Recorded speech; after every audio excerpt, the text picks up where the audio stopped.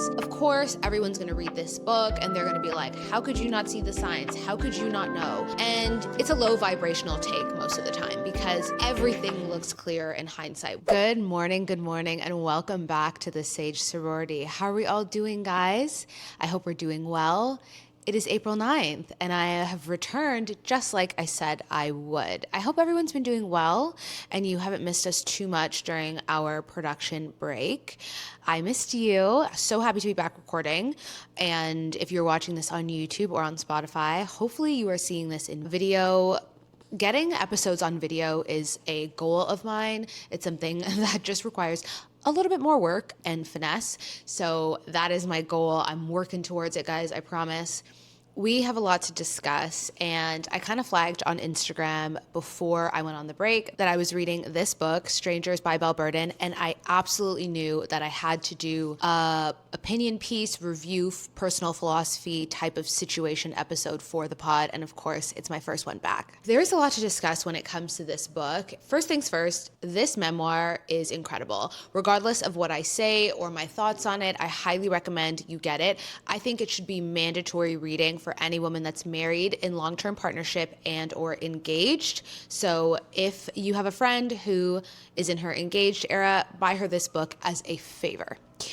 It is a memoir about a marriage and the dissolving of a marriage. We're going to get into everything very soon, but regardless, I recommend the book. It's easy reading. I originally got this book on Audible first. I think it's under 8 hours, start to finish, and then I bought the hardcover because I knew I wanted to review it for you guys, or at least talk about it, and I needed to highlight some passages in the book. So, like I said, there is quite a bit to discuss. I've even got my computer because your girl has notes, your girl has thoughts, and I need to make sure everything was organized before I get into it. But I don't want this episode to be 2 hours long.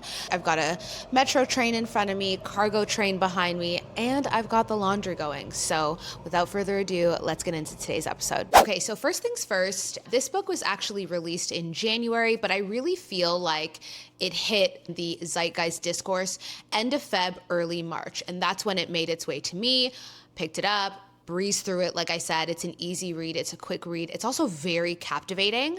So highly recommend regardless of what we discuss. I think it's very poignant. It is a memoir of a marriage and the dissolving of a marriage. Like I said, it peels the curtain back on wealthy American women in a way that we haven't gotten in a genuine, honest way as long as I can think of, and she's not a celebrity. So that also, I think, has a lot of value. And also, it covers a few major topics that, although she is a wealthy woman, I think a lot of people have ideas of what wealth means and how it shows up and what wealth protects you from. And I think this book does a really good job of showing that she's just a girl under patriarchy and socialized with a sliver of misogyny like we all are. And I think that this highlights that in a way that is nuanced that most people just don't really think about. So the book has been optioned into a movie, and it was recently released, I think a few days ago, that Gwyneth Paltrow will play Belle. Some people didn't like that because they don't find Gwyneth Paltrow to be the warmest of characters.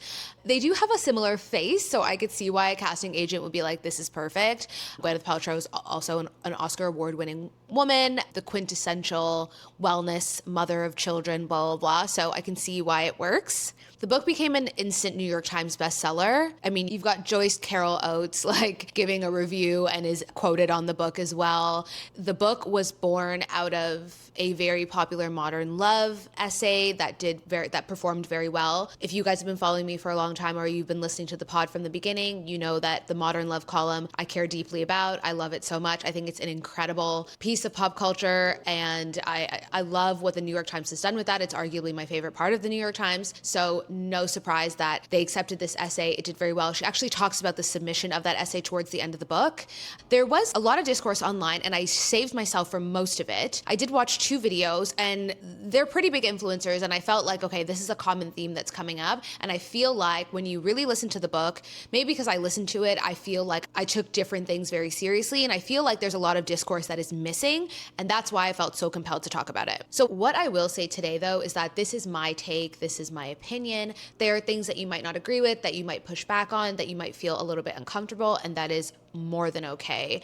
I think that's what this book does, and that's what makes it so special, and that's why it's been so ubiquitous. Okay, so for context, for anyone who hasn't read the book, Strangers is a memoir about a marriage. The author is Belle Burden. Belle Burden is an immigration attorney based in New York. She has 3 children. She was married to a man named James. She doesn't give his real name, so we don't know it. This book begins at the beginning of the pandemic, March 2020. She finds out that her husband is having an affair, and subsequently, maybe a few days after, don't quote me, he says that he wants a divorce and he's leaving. He takes the first ferry back from Martha's Vineyard to Manhattan, and that's really where the book starts. She's also the granddaughter of Babe Paley, and unless you know American high society, that name means nothing. However, Babe Paley was one of the great American society women of the 12th century. She was married to William Paley, aka Bill Paley, who was the founder of CBS. So there are levels to this. She is not new to this. She is very, very true to this. Her mom was a socialite as well. She comes from a very specific and rare echelon of American society, and that context really does matter when we talk about what happens in the book. I've already given you the context.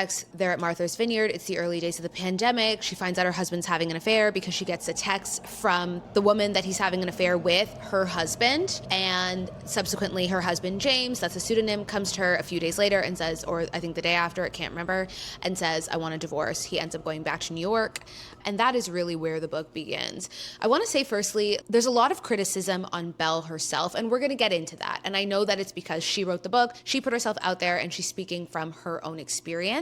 I don't think there's nearly enough criticism on James, her ex-husband. He is going to get his fair dues on this here episode. And any criticisms that I have is more about the conversation surrounding the book and less of Belle herself. I've got 5 or 6 comments, and that's how I'm going to basically do this episode. Like I said, it's not a full review from start to finish. I'm going to paraphrase, maybe some minor details I might get wrong, but there are key things in the book that I don't think people are talking about enough, and that's what we're going to talk about today. So the first one's a little bit more intellectual, I guess, and that is really like the hindsight trap. She has an amazing quote, and I would argue it's the best quote in the book. So I'm paraphrasing, but she basically says, wouldn't your story look different if essentially you were telling it back from hindsight? Because of course, everyone's going to read this book and they're going to be like, how could you not see the signs? How could you not know? And it's a low vibrational take most of the time because everything looks clear in hindsight. We know that, right? Now, does that mean you're allowed to be willfully ignorant in your own life? Absolutely not. But we can't pretend like, 1, relationships are not inherently risky, regardless of the relationship form. And 2, you're fed everything in real time and you're being critical of everything real time because humans are fallible, we're imperfect. So I do think that sort of criticism is slightly misguided, very misjudged, and frankly, a little immature. Now, in the same breath, because context and nuance is everything, were there things about her marriage that I think she should have caught in real time? Absolutely. And the essence of the quote is, wouldn't your story look different if you knew what it was going to turn out to be from the end? And I think about that in terms of framing because I think it's very helpful for the entire memoir. And here's what I mean. Reading Strangers, knowing what you know by the time you finish it, of course you can see the red flags. Of course you can point to moments and go, there it is. That was the moment. She should have known. One of her close friends even tells her after the divorce that she's lighter, more, effervescent, let's just say, more energetic, more fun. I'm paraphrasing again. And Belle is genuinely surprised by that. And obviously reading it, you think, how did she not see that? Hindsight, again, is talking. And that's us reading the story at the end of the story and working backwards and having all the information in succession, right? The reality is, if James never left and they were still married today, no one would be calling these things red flags. You would think, it all works out in the end. Who cares if they had a 3-month whirlwind romance before they got engaged, which they did. When you're married for 20 years, when you know, right? So we need to be careful about those kind of judgments. Everyone has something to say when the curtain has closed because we need to be mindful about red flags that essentially only become red flags once something goes wrong. But before that, you're just living life. I am not here to say that she should have seen this coming because I don't think that's fair. What I am going to talk about very, very strongly is that there are moments in the book where she's clearly going against her own intuition because that is a different conversation. That's not hindsight. That is willful ignorance for your own life, and that puts you at the mercy of everyone around you. And unfortunately, under patriarchy, it puts you often at the mercy of men, and we have seen time and time and time and again that that is not always a very good bet. And unfortunately, the risk is very high. When you read this book, it's not through a lens of what red flags did she miss. It's actually about what did she know and not act on. Yes, this is a memoir about the dissolving of a marriage. This is also a memoir on what going against your intuition looks and feels like. This is also a memoir of you losing yourself in the course of a marriage. This is also a memoir of financial abuse. And that brings me to the next section, which is money. This book, through the lens of money, is not great. I'm gonna be honest, it's not great. It makes me wince a little bit as someone who doesn't nearly have the type of wealth that she has. And with that, even the safeguards that she has in place, it makes me wince a little bit of when she talks about the financial decisions that she made and the ones that she really defaulted to her husband. Belle Burden came into this marriage with money. She came into this marriage with cash money, generational money, okay? Things that she had to sign serious paperwork to access. Her husband did not, and I want to make that very clear. He did not. He went to good schools, but his parents lost all their money. And even when they were in those good schools, his parents didn't really have it like that. It was kind of like being the poorest kid at the richest school, having the crappiest house on the nicest block. That was what his life was. So let's just make this very clear. They were not equals in a financial sense at all. She purchases their first Manhattan apartment with her trust money. She purchases their second home on Martha's Vineyard with her second trust fund. And I want you to sit with that for a minute. I want you to sit with that for a second, because that detail gets mentioned and kind of glossed over in a lot of the conversation that I've seen, because that is the financial foundation of this entire marriage. Her money, her inheritance, now it becomes their assets because she adds him to the deed, even though he contributed nothing. And I want to make that very clear. He contributed nothing because this is also someone who changed their prenup to ensure that whatever they both earned in the marriage, they would share. And her husband, on the other hand, yes, he went to the good schools, like I said, but his parents essentially, they really didn't have it. And James was effectively earning his way through life like most people do. So in that respect, him and Belle, they don't relate. Yet she felt compelled to make up for what he wasn't getting or what he didn't get in his childhood. Even that house in Martha's Vineyard, it was almost like a recuperation of what they had lost when he was a kid, because they had a house on Martha's Vineyard that his parents had to sell. Like I said, his parents came from money, but by the time James was around and was a kid, they were really grasping at straws. But sins of a father, let's just say, comes up really often in this book, and there are key things that you can trace back to. Even the way James leaves his family goes back to his father, but we're gonna get to that. Staying on the financial point, 3 weeks before their wedding, their family lawyer says, hey, you really need to get this prenup done. Her stepmom is reminding her, her mom is reminding her, like, you need to get this done. Again, this is very common in Belle's world, and arguably it would be common in James as well. Prenup is not weird. Like, this is not a weird thing. We're also talking about people who live in Manhattan.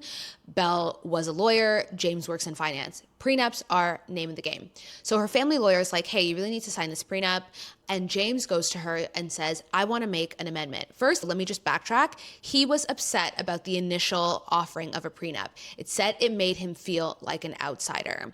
His shame and his inability to deal with his own shame comes up a lot in this book. And if you've read the book, let me know if you notice that, but it's something I notice pretty often. So anyways, we go to the actual prenup. I think he laments that argument because he knows he's not going to be able to get around it. Belle is a certain person of a certain ilk. There's no way in hell her family's going to allow her to get married with no prenup. So what he says is, I want to make an amendment that whatever we make during the marriage, we get to keep. Now, he positions it, she says, as a way that makes sense, in a way that's fair. But again, the willful ignorance, because in most heterosexual relationships, especially of people of this caliber, what is going to happen once they get married? 9 times out of 10, she's going to want to get pregnant. She's going to stop working. So what are we talking about? Now she's not earning anything. All she has is her trust. And let's be clear, shortly after they get married, she used her trust to buy their Tribeca home, even though she wasn't a fan of where in Tribeca they were buying it. And she thought the house was too big for them, of course, because when you're not spending your own money, you have delusions of grandeur. And then she ends up buying their Martha's Vineyard home as well. So she's not earning anything shortly after this marriage, right? And yes, you can say, well, Chantal, how would she know that? She was still working at the time and they didn't have kids. Yeah, because she also didn't really like her job where she met James. In the book, I can only go off of the information that she says. It didn't really seem like she wanted to be a girl babe / boss anyway. But regardless, you're not really protecting yourself, because if your mentality, and this was hers, James is my family and this is what you do in a marriage, you split everything. He is essentially saying in this prenup, I don't want to do that. Regardless of if we're family or not, I don't want to split whatever I earn in the marriage. If you walk into a marriage believing that what we earn is split, then that clause in the prenup shouldn't be there. Do you get me? She calls her family lawyer on speaker and doesn't tell him that James is there. And he straight up says, this is not a good idea. This is not how prenups are done. This is not what your brother and sister-in-law did. It's not a good idea. She gives the reasoning that James gives, and ultimately he says, you know what, if this is what you want to do, I'll send over the paperwork. It's not his job to argue with her. As soon as she gets off the phone, she says she feels a wave of anxiety. Duh, because you just went against legal advice and you are a lawyer. Let's also remember that Belle is a lawyer. She's going against legal advice. Anyways, this is a key thing, especially with women. The wedding, she signs it with 5 days before the wedding. So now she's like, it could derail everything. Why are you worried about that? If this is a man that you love and you're going into it with purest intentions and you believe he's going into it with purest intentions, why would your prenup derail anything? Surely he would sign it, right? Right. Anyways, they signed that terrible prenup, and that prenup obviously comes back 20 years later when they are getting divorced, because when he says he's leaving, he ends up coming back to the house and is thrashing through their boxes in the garage, and he's like, where's the prenup? If you have it, you need to give it to me. And she didn't have it. But she says in the book, if I had found it, I would have burnt it. So like I said, this is not really a book review, so I'm not going to talk about the book in chronological order. But I want to say that Belle is lucky, and I mean genuinely lucky, that James did not screw her at the end of their marriage, because that prenup left everything in his favor. Because essentially what it said was whoever's name is in what, and then whatever they earned in the marriage. So long story short, she didn't work. Shortly after they got married, she started to try and get pregnant, so she didn't work. He worked, and his career continued to blossom, and we're going to talk about that. But she didn't work. She bought the 2 homes with her trust, and she foolishly put James's name on the deed for both of them. So technically, they would have split the homes in the divorce, and whatever he earned all those 20 years, he wouldn't have to give her anything. That is what she agreed to. So long story short, at the end of the book, they don't end up going to court. He literally just says, you can have whatever you want at the very end of mediation, right before it's about to go to court. And a part of her thinks that like he just did that to kind of terrorize her, which kind of makes sense based on the way James's father acted towards the end of his marriage with James's mother. His dad just left one day and then consequently came back, and then the mother filed for divorce a few years later. Legally, under that agreement that she signed, like James could have taken those homes or at least forced her hand. Either we're selling this and I'm taking half, or you have to buy me out, which she wouldn't have been able to do. Because again, she had no money, no real money. Her trusts were gone. They were in the house, and she hadn't earned any money in essentially 20 years. I do want to say that they both come from complicated relationships with money. We've talked about James's experience with money, but I want to talk about Belle's. Belle's father died with $40 million in debt. For quite some time, Susan, her stepmother, who she's known since the 70s, was actually paying their children's tuition for school. And at one point, Susan was like, I can't do it anymore because she's essentially going to run out of money, which also leads into the fact that Belle bought both of those homes with her trust. Her husband was earning, and their stepmother was paying for children for their tuition. And Belle talks about in the book how she had to annotate, I think I'm using that word right, credit card bills with James every month because James was conscious of spending and didn't want her to spend like her father, which I think is very telling because where was his money going? Oh, we're going to get to that. And how cruel of you to use her trauma of her father's irresponsible spending and throwing it back in her face, which is essentially what he did. And this goes into, I would say, internet discourse or TikTok discourse about not telling men your trauma because either one, they're going to use it against you, or two, they're going to throw it in your face. And whether or not that's true for all men, I'm not here to make vast generalizations. What I am here to say is there's something true to that. Her own husband did it in this book. And he did it from the very beginning because on their honeymoon, she, I think, went to go pay a bill. They were in Hong Kong and she didn't open the flap. And she says, my family never opens the flap. We don't like review the bill. We just pay it. Again, upper class society. We're talking about people in the 90s here. That was a telltale sign of you being posh and wealthy is you don't open the black flap. You just pay the bill. And he was furious.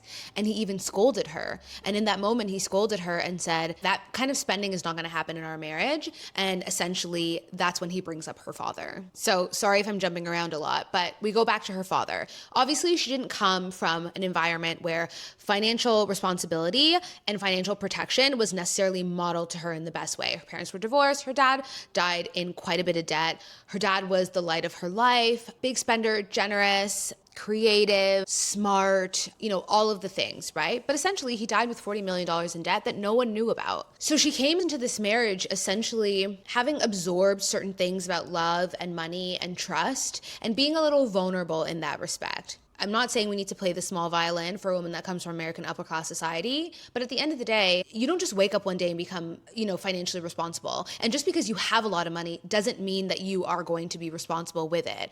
Now, does it often mean that you have safeguards in place? Of course, like a family lawyer that's giving you great prenup advice, but you can still go against it.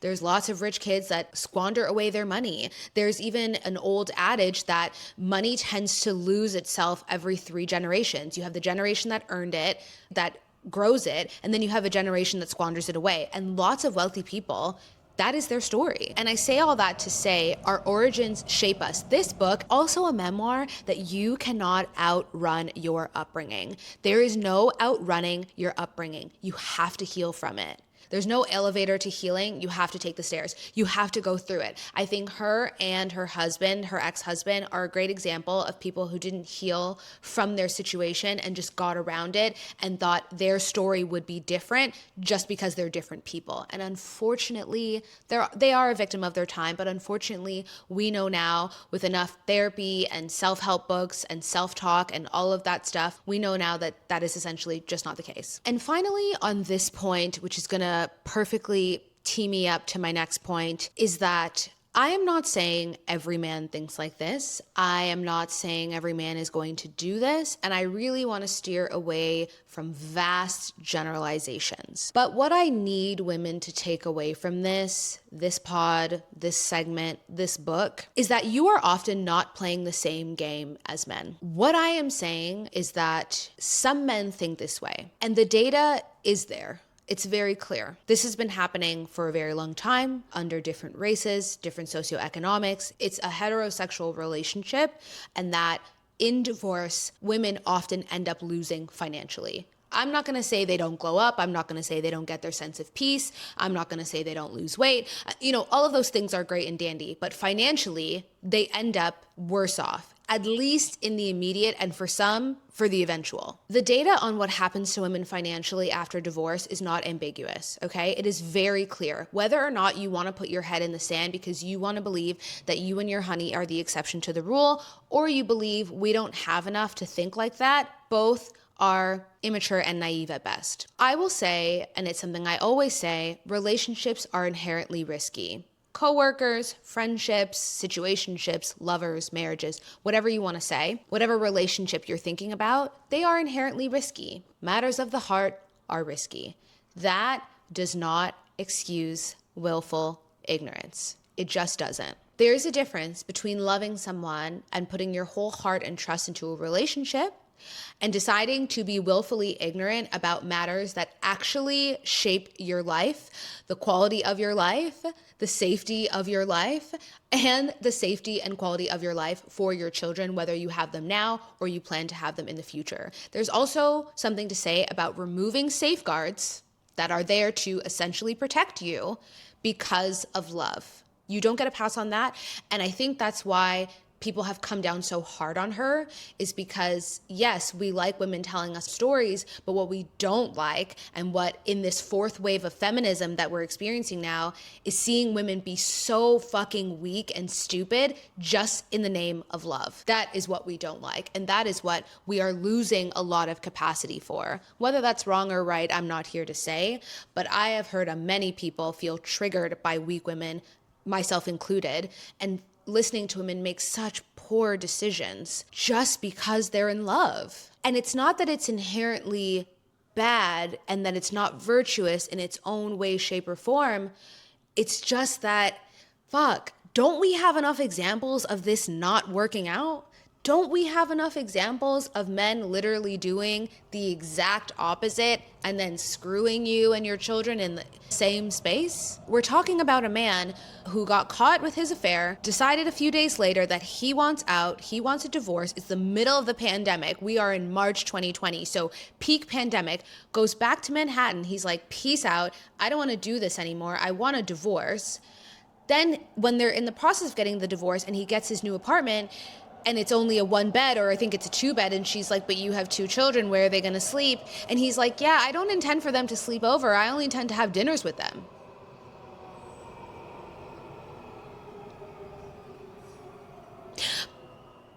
But 15 years ago, when they were having these kids and they were thinking about having a third, he calls her out of the blue and says, I'm a family man. Let's do it. So what the fuck happened to being a family man? Right.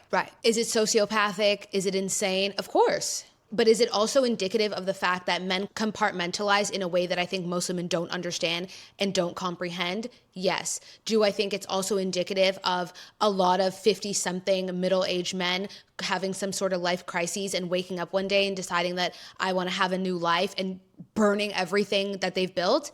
Also, yes. Deciding not to play an active part in your finances as an adult is irresponsible, and it is the wrong thing to do.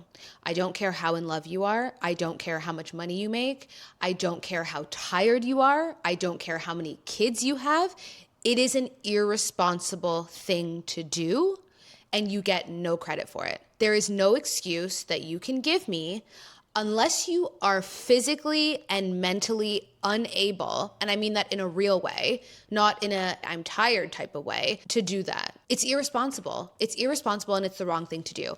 And she, over the course of her marriage, and essentially from the very beginning, bit by bit, chip by chip, she became less and less and less interested in what was going on financially in her home and in her life. You are declining to show up as a full adult in your life and your relationship, and unfortunately, this world is very harsh. You get no points for that, especially as a woman. Even if you did it with the purest of intentions, no one cares. And I know that's harsh, but that is the reality. And my commentary is not to be mean. It is to be as frank and as honest and as cutthroat and as blunt as possible about the realities of a situation like this. So we're going to get into my next segment, which is very clear, is that James is not a good man. And I want to make sure I give this all the due diligence and respect and clarity that it deserves. I know the focus is on Belle because it's her book and it's written from her perspective, but this is not a good man. And even the author would disagree with me on that, and that's fine, but he is not a good man. Whether or not he took his daughters to Mamma Mia 5 times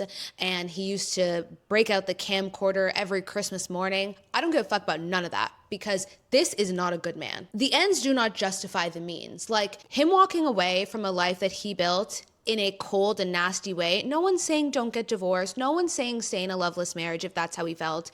But you not treating your partner, not treating this person that you built a life with respect is not okay, because he wouldn't do that to a business partner. He has a really good friend in this book called Mark, and Mark ends up dying of a heroin overdose. And there's something about that relationship that I really don't have the time to dissect, but I even marked it in my book. Like there's something here. I don't think it's like sexual, but there's something there, because at Mark's funeral, James literally says to Belle, I feel like I have nothing to live for anymore. There's something there. This is before they have children, but there's something there, and I really can't iron it out. But I mean, you're saying this to your now wife. Like, this is crazy. You literally got married. You're a newlywed. Insane. But James is not a man who fell out of love, you know? He is flawed. Some people believe he is a decent person. I do not. I think he made very poor decisions, which is fine. People do. Like I said, people are fallible. They're imperfect. But he doubles down on his poor decisions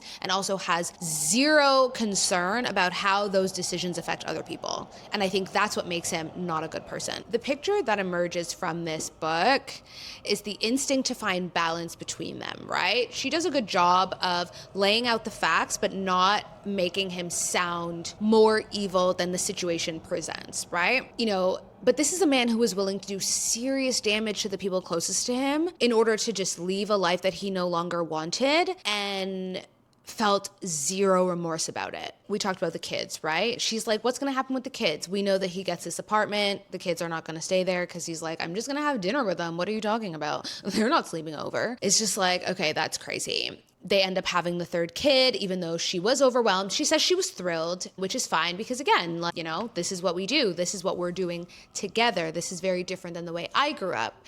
So let's do it. But it's just that line that sends shivers up my spine when he's like, let's do it. I'm a family man. Like, what? A family man gets divorced, of course, that's totally fine, but a family man doesn't get an apartment in Manhattan and say my kids are never sleeping over. I know I keep harping on that point because I think it's fucking insane. It's absolutely insane. Again, this is a man of means here. But then as his career begins to develop and grow and grow and grow, he jokingly, but also very seriously says, I don't do homework, I don't do bath time, and I don't do diapers. What happened to you being a family man? Like, I think the distance, I think those kind of gaps, and yes, it's 20 years, people change, but I also think it's just indicative of a man who is more interested in the aesthetic than the actual work. And I think this is huge with men, but I also think this is huge with women. I think a lot of women romanticize motherhood and the aesthetic of being a mother and aren't doing enough due diligence and deep diving into the actual day-to-day and the realities of what you are about to embark on. That is a huge conversation for another day, but I do think that is a correlation between both men and women. Not all, of course, but many. I think when the wait became inconvenient, he was like, okay, I just don't want this anymore. And I think a part of him only left when he did because Belle found out about the affair, because the woman's husband messaged her. I truly believe that, and also the pandemic. I think had the pandemic not happened and the affair hadn't blown up, James would have left her in 2020, no matter what. And I say that because at the time, James was working at a hedge fund, I believe, and was pretty senior. And he was trying to make partner, and they only choose partners every 2 years. So in 2018, she documents in the book that he never got it. And he was disappointed, obviously, you know, whatever. And then she says, when can you go for it again? He says another 2 years, and that would have been December 2020. So I really believe had the affair not happened, I think COVID gave optimal layout for displacement, but I truly believe had she not found out about the affair, one, he would have continued it, and two, I think he would have left her eventually. I think he would have left her that year no matter what. And I know I mentioned shame before, and I'm just gonna underline this point again because I think it's so real, and it's one of the undertones of the book that never really gets named. James's father never processed his shame and never processed it well. James subsequently did the same thing. Shame is a very strong emotion and everyone reacts to things differently, but it's very clear that his father never processed his shame and James didn't either. And unfortunately, who is it that suffers when men do not deal with their shame? The women and children in their lives. And Belle is a great example of that. Just like James is a great example of his father not dealing with his shame and how he grew up. And I want to make myself clear, none of that is an excuse. Absolutely not.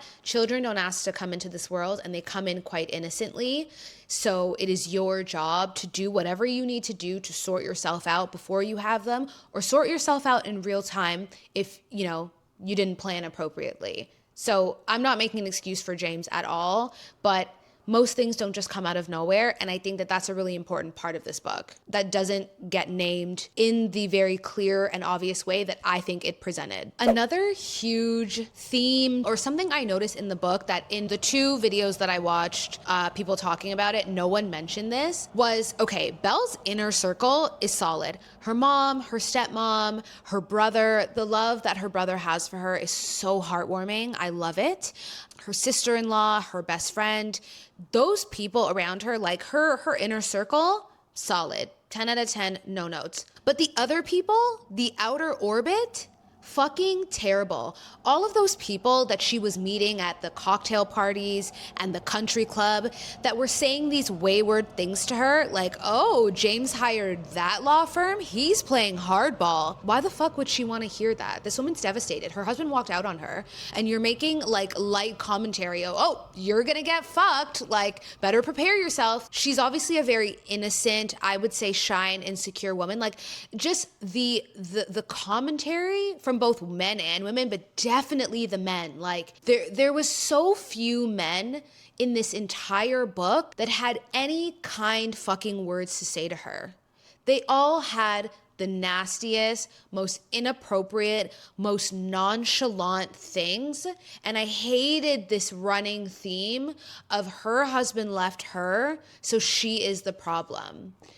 No one is like, how does a man leave his family after 20 years with as much care and consideration as like sending an email? There was too few people in her outer orbit asking those real questions. And that really bothered me. It really bothered me. Like the stares that she got at the country club, it was awful. You spend boatloads of money to be part of these kind of associations, and these people are acting like you are fucking pariah.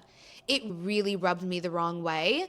But again, that is someone like myself who doesn't live an American upper class life. And that is very common. Wealthy people operate of a don't ask, don't tell, dirty laundry should be kept under wraps type of life. And that was very evident when she would talk about those kind of stories, going to these cocktail parties. And it also made me want to be like, girl, get up. Like, defend yourself. Stop being a weak bitch. Like, these people are playing in your face and you are smiling and sipping your seltzer. Like, it really, really, really bothered me, both as a reader and also as a woman. So, you know, trigger warning, trigger warning.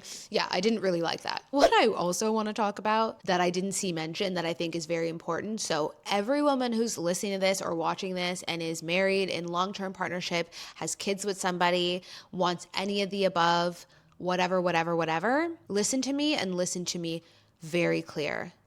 That man's family is not your family. You may have them on loan for a year, 6 months, 20 years, 30 years, 40 years. And God willing, I hope for you that they're on loan forever. But never forget that they are on loan and that man's family is not your family. Early March 2020, they were in Martha's Vineyard and the dissolving of her 20-year marriage was happening in real time. By April 1st, she had received a group text from her husband's family saying, in order to support James, we have to cut contact.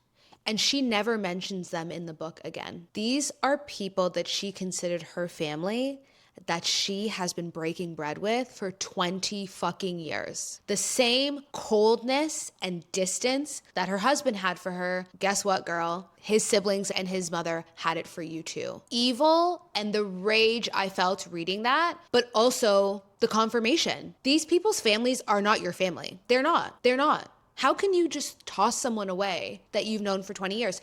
And in order to support James, knowing that James is doing the wrong thing. And you know what I'm going to say. If you listen to me and you listen to the pod, you know exactly what I'm going to say. The patriarchy is alive and well, folks, because what do you mean? This man is doing the wrong thing.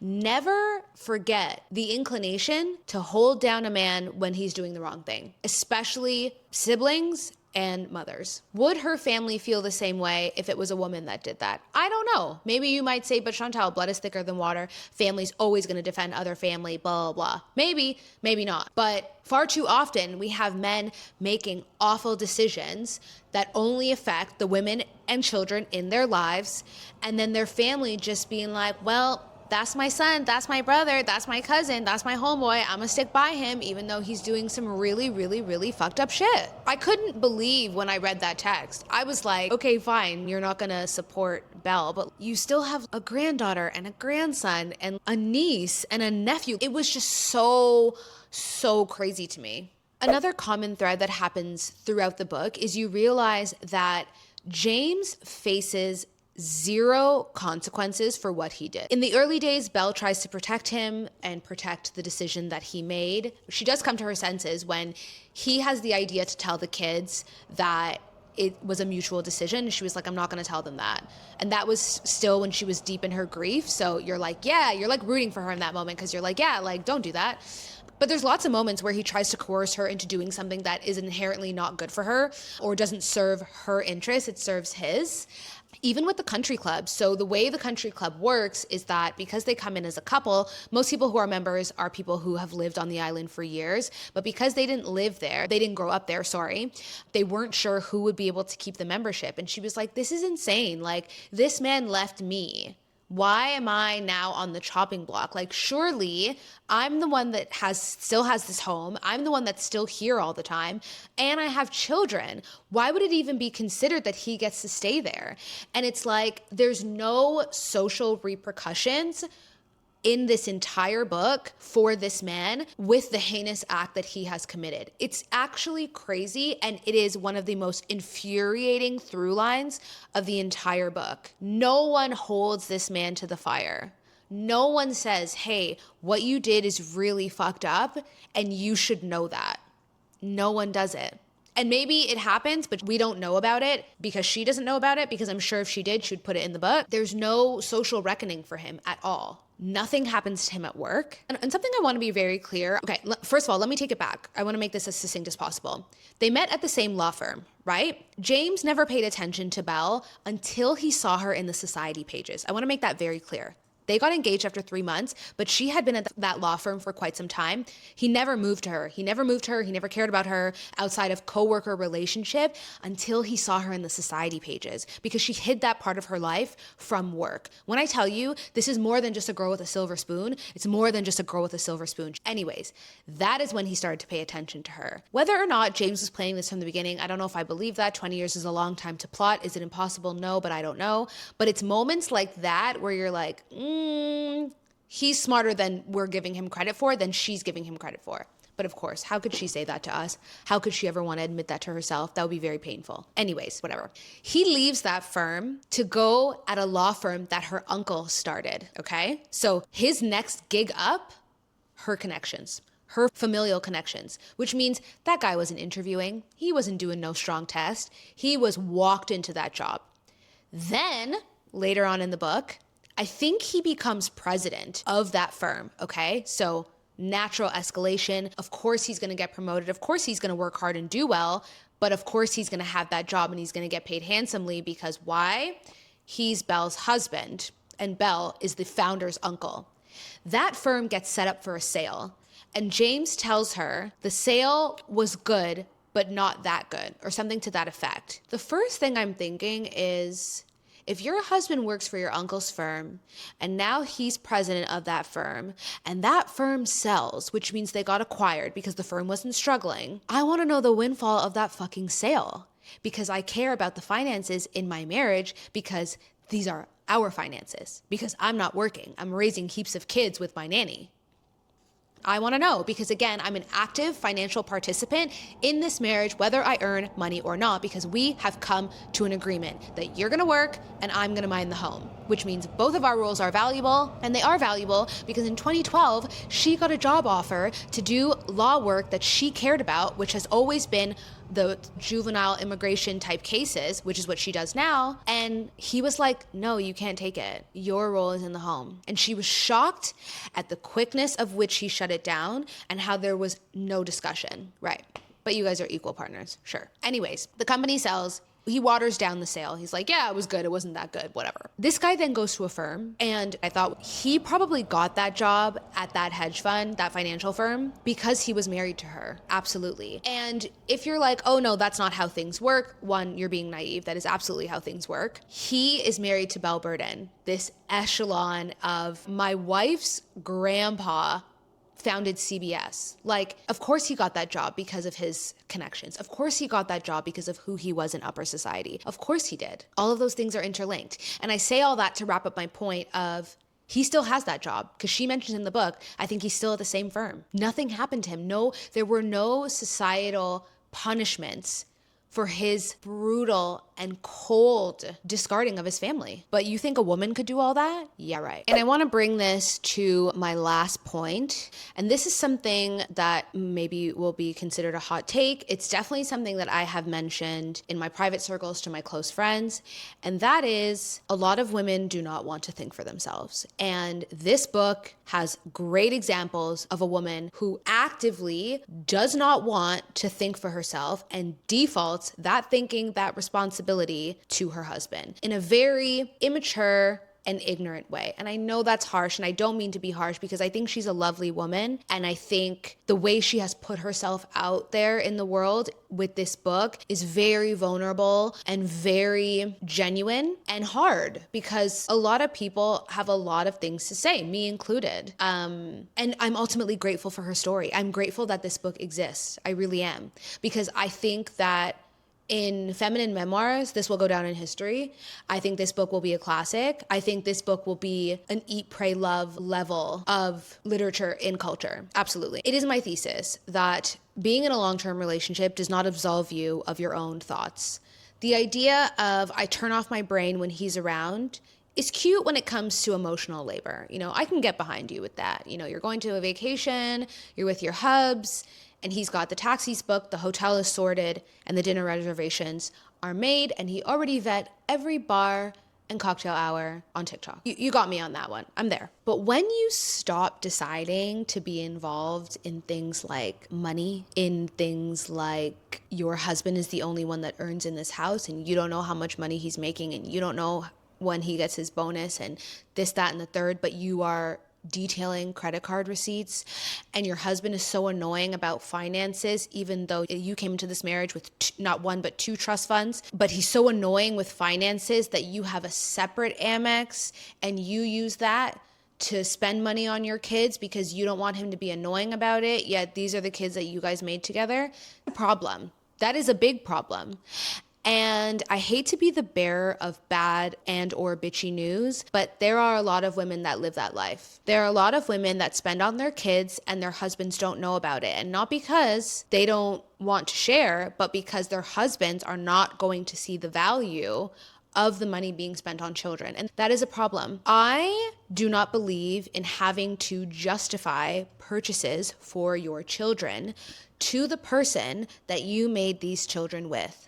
I'm sorry, that is very bad math to me, and you're never going to convince me that that's okay. Because, of course, there's always a because. I'm always going to land my point. This man also had a lot of time and effort to spend money on the things that he liked. Let's not even talk about the fact that he was having an affair. So we'll put that to the side. Rolex collection, expensive wine collection, part of which was donated to her by her father in her father's will, clock it, that was held in a climate control wine cellar in New Jersey, clock it, a motorcycle, a boat that I think was in a movie. Like, what are we talking about? This man had energy and cash for the things that he wanted when he wanted it. Again, there's something off there because I think he ended up leaving all of that stuff to her in the end. And that's fine. Sometimes the most exciting thing about buying something is being able to buy it. And then after you have it for a while, the glow is gone. You don't really care, right? But how can someone that has a rare Rolex collection be asking me to detail the lemonade that I had at Chick-fil-A and the sneakers that I bought for my son? It's never gonna fucking happen. What are we talking about here? That's financial abuse. And you can't convince me otherwise. That is someone using their power,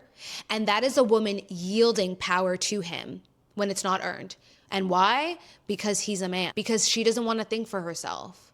because she doesn't want to be involved in taxes and paperwork. And I hate to sound like a jerk, but it's ridiculous. It's ridiculous because she could have been involved. And she even says, and I love her to bits for being so honest, she even says, like, because I thought I wouldn't understand it. This is someone who is a fucking lawyer. Guys, she is a lawyer. She went to law school and she's saying, but I thought I wouldn't understand it. Yes, you would. But then she also says, and this is why I love her vulnerability in this book, I really do, because she's being so honest about her feelings and her thoughts. And I think a lot of women share this. I know they do. She says, but then I also liked it. It made me feel safe. It made me feel like he cared about us, like I wasn't gonna end up like my dad. You see the pervasiveness of just like patriarchy, thinking that this man is gonna keep me safe.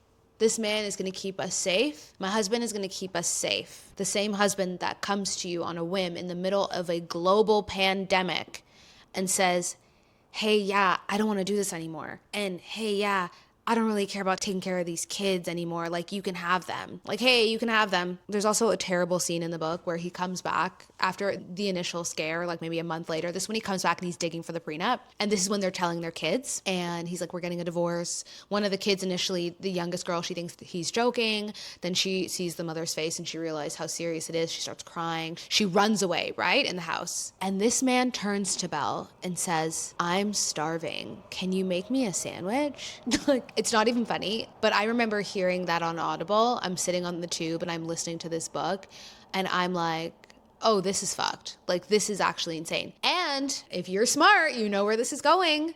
Does she make the sandwich? Of course she does. Of course she does. And I love that she talks about this kind of stuff in the book because, again, her vulnerability and her honesty, this is real, guys. And I want you to know that she is not the exception. There is a lot of women living a version of this kind of life.